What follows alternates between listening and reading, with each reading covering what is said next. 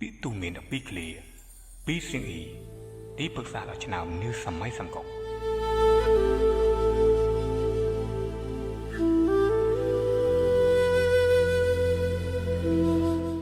សៀងអ៊ីគឺជាទីប្រឹក្សាដ៏ខ្លាំងអស្ចារ្យម្នាក់ខាងយុទ្ធសាស្ត្រនិងចិត្តសាស្ត្រនិងជាអ្នកជួយជំរុញរបស់អធិរាជចម្បាំងឆៅឆៅនៅក្នុងប្រវត្តិសាស្ត្រប្រទេសចិន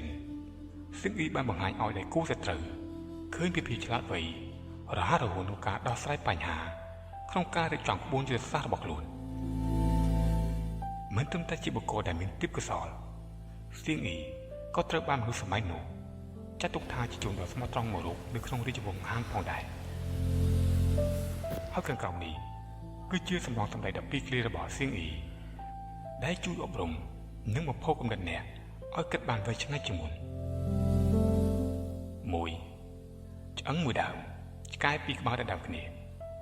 ឆ្កែស្គមមាត់លឿនដណ្ដើមទៅបាត់ឆ្កែមួយក្បាលទៀតបដិវានឹងសុខចិត្ត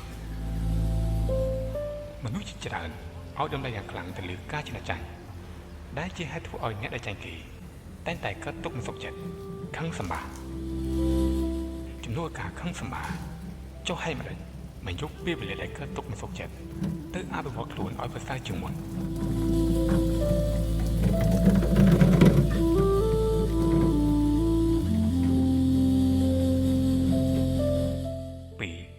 គ្រោះថ្នាក់នៅថ្ងៃក្រោយ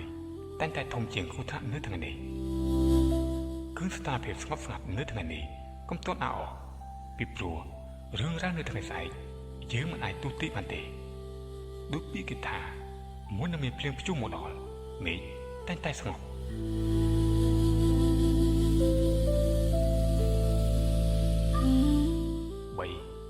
3ចង់ឈ្នះកុំខ្លាចចាញ់ចង់ចំណេញកុំខ្លាចខាតធ្វើអ្វីមួយត្រូវហ៊ានសាកល្បងបើទោះមិនបានសម្រេចយ៉ាងហោចណាស់ក៏អ្នកបានដឹងពីតាក់ទិចលុះឲ្យធ្វើលើក្រោយឱកាសឈ្នះក៏ខ្ពស់តាមនឹងដែរ4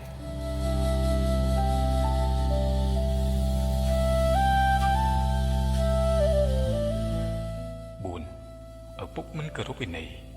កូនប្រុសក៏មិនគោរពវិន័យដែរ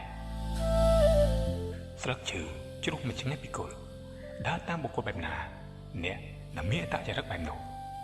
ដូច្នេះហើយទើបការសង្គមមនុស្សគឺជារឿងសំខាន់5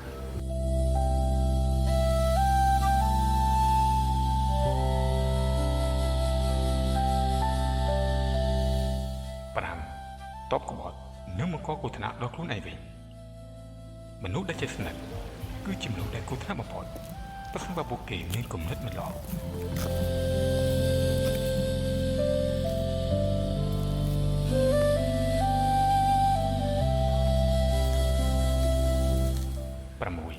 ប្រសិនបើចង់រស់នៅដោយសុខសាន្តរហូត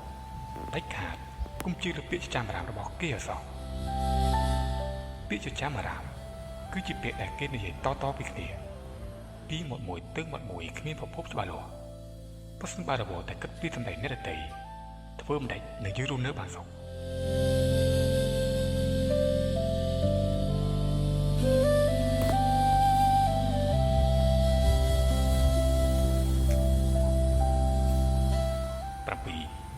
ឱកាសបែបព្រោះច្រើនណាស់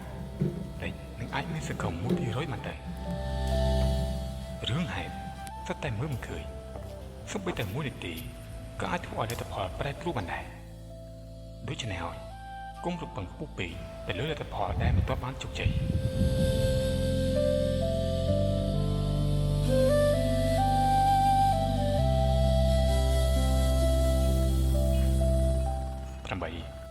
មានគុណធម៌ពេកខ្លាចជាមនុស្សល្ងង់ខ្លៅចិត្តល្អពេកខ្លាចជាមនុស្សលើកើមានគុណធម៌និងចិត្តល្អគឺជារឿងប្រសើរប៉ុន្តែប្រសិនបើបញ្ចេញវាមកជ្រុលហួសហេតុពេកនឹងនាំទុក្ខដល់ខ្លួនមិនខាន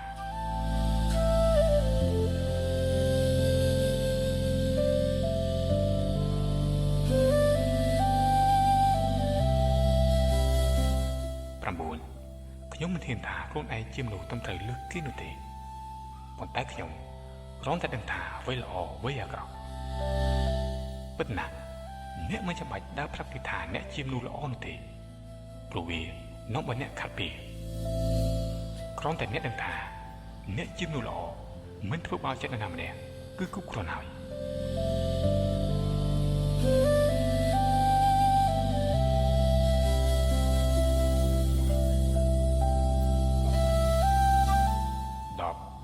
អ្វីដែលជឿចាប់បំផុត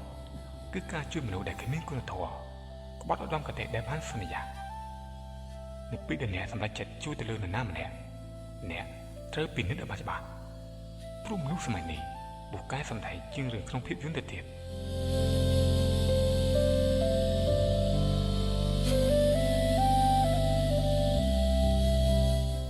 11ក្នុងការប្រកួតប្រជែង